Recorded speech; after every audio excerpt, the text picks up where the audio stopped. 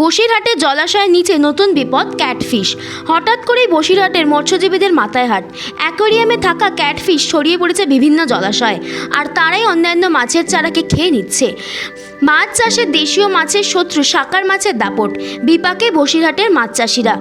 উত্তর ২৪ পরগনা জেলার সুন্দরবন সংলগ্ন বসিরহাট মহকুমা বহুদিন ধরেই মৎস্য চাষে সমৃদ্ধ। মৃদু লবণাত্মক জল, বিশাল জলাশয় ও নদী ঘেরা পরিবেশ সব মিলিয়ে এই অঞ্চল দীর্ঘদিন ধরে মাছ উৎপাদনের জন্য আদর্শ একটি এলাকা। কিন্তু সাম্প্রতিক সময় সেই সাফল্যের উপর নেমে এসেছে এক নতুন সংকট। স্থানীয় জলাশয়গুলিতে দ্রুত ছড়িয়ে পড়েছে বিদেশি প্রজাতির ক্ষতিকর মাছ, শাকার মাউথ, ক্যাটফিশ বা স্থানীয় মানুষদের বাসায় হেলিকপ্টার মাছ। অ্যাকোয়ারিয়ামে পালনের উপযোগী এই মাছটি এখন নদী, খাল, পুকুর ও চাষের ভেরিতেও দেখা যাচ্ছে।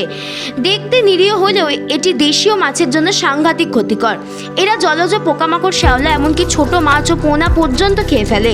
এতে খাদ্যের যোগান কমে যায়, ফলে দেশীয় মাছ বাঁচতে পারে না। সবচেয়ে বড় বিপদ হলো এই মাছের পাখনা অত্যন্ত ধারালো হয়, অন্য মাছের সঙ্গে সংঘর্ষে সহজে আঘাত করে দেয়, যার ফলে সংক্রমণ ও পচনের কারণে অনেক মাছ মারা যায়।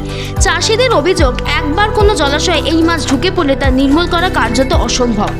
খাদ্য ও বাসস্থানের প্রতিযোগিতায় রুই, কাতলা, মৃগেল সহ দেশীয় মাছ ক্রমশ হারিয়ে যাচ্ছে। Shashwati Chatterjee report, target news.